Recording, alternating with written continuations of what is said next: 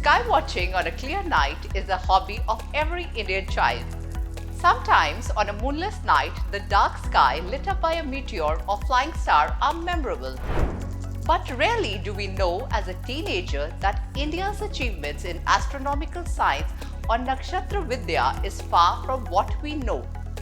The scientific tradition of Indian civilization is as old as the civilization itself. The antiqueness of astronomical studies in India goes back to pre-Vedic periods in the seals archaeologically excavated. It is true that the principles and concepts of modern astronomy began about a century and a half ago or maybe earlier. While the seals from Mohenjo-daro reflect astronomical occurrences, the script of Indus Valley culture show that the word nakshatra or stars are of Harappan origin. Not just to the Indus Valley people, but for also the Sangam people in the modern-day Tamil Nadu, astronomy was a matter of scientific pursuit. Astronomical mentions of position of stars and planets, change in seasons, eclipses, fall of meteor and comets, sun and moon, among others, are plenty in the Vedas and Upanishads. This was because the distance, length, and time lapse of the heavenly object being observed was crucial and objective. As a result, alphabetic numerical systems founded national development. Hence, astronomy and mathematics became the disciplines of conjoined interest as per sheer necessity. So, to understand astronomy, one had to have a better understanding of mathematical theorems and logic, and hence, many of the astronomers in ancient India such as Aryabhat, Bhaskaracharya, among others, also had expertise in mathematics. This multidisciplinary approach enabled astronomer mathematicians to generate applied maritime shipping knowledge. Hence, the profession of observational astronomer is not new to India, even in the terms of years of hundreds. The ancient Indians earned knowledge about the effects and influence of gravitational pull of the moon, stars, and other planets of the solar system, not just in altering the course of weather but also of the plant, animal, and human life using astronomical understandings. Astronomical understanding was important for deciding the timing of Vedic rituals and erecting of altars in a particular direction. In this regard, the knowledge generated on astronomy in the Vedas, Rig, Yajur, Sam, and Atharva, Brahmanas, Aranyakas, Upanishads, and Vedangas are crucial to understand Vedic astronomy. Origin of the universe, configuration of the universe, and what it is made of. The sun as the sole light giver and controller of seasons, the southern and northern progresses of the sun, cause of day and night are some of the important interpretations and findings of Indian astronomy in the Vedas. Knowing rocket science is no small deed, but its foundations were laid in India, believe it or not.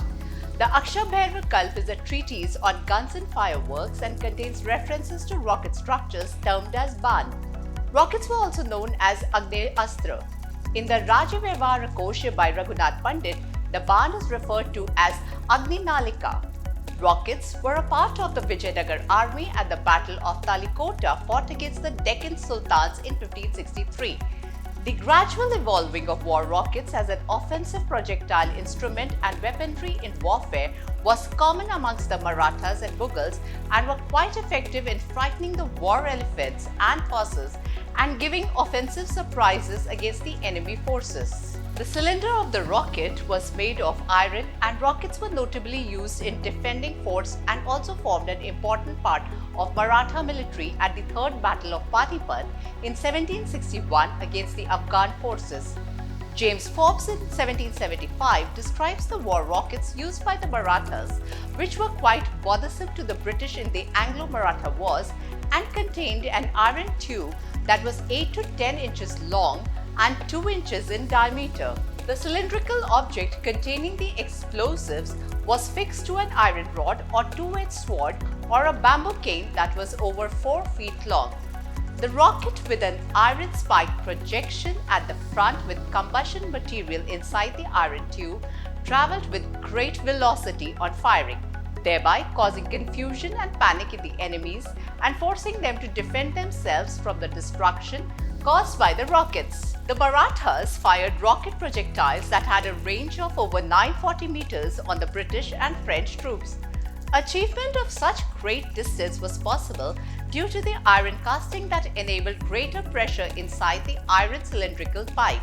Tipu Sultan had also used rockets as war projectiles in the Battle of Srirangapatnam in 1792 and 1799 against the British in the Anglo-Mysore Wars. Tipu's rockets were made of hammered soft iron whose technique of production was advanced as compared to the British. The rockets were also fitted with swords to cause havoc on the enemy. The French rockets could not match the mark of the English rockets, whereas the Mysore rockets posed a grave challenge to the English army.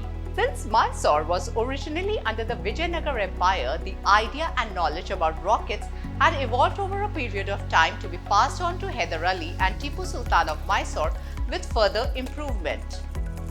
However, the British were impressed with the Indian rockets and made successful attempts to adopt them, which led to the British introduce in 1806 for use from both surface and ships with sharp metal stuffed in them.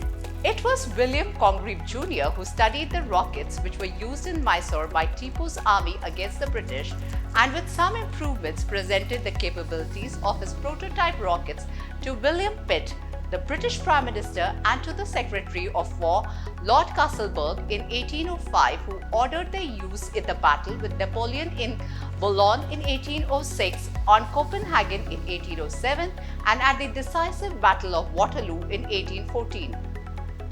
Whether the Indian origin rocket had a crucial role to play in the defeat of Napoleon Bonaparte in the Battle of Waterloo is a case to be further researched upon.